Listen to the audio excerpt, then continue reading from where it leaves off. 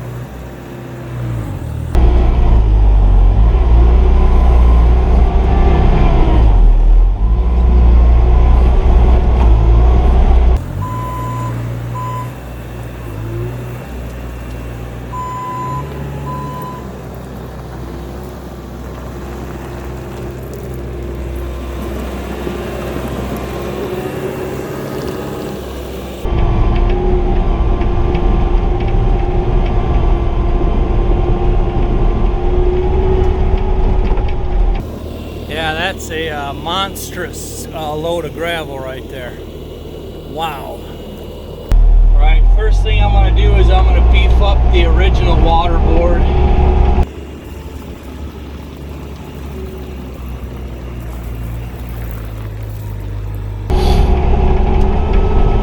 And I'll just kind of work my way back. There's another natural one back here that I just rolled over.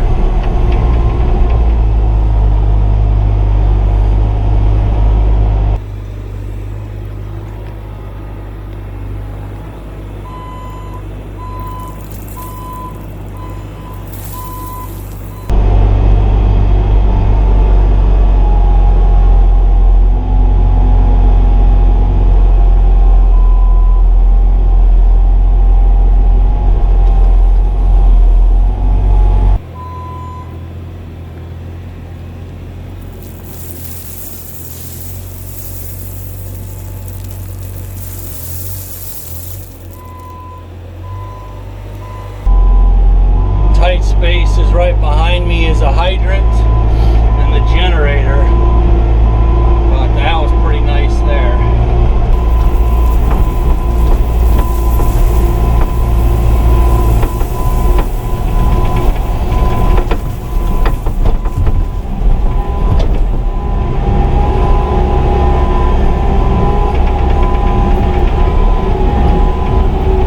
Right, let's get some more gravel.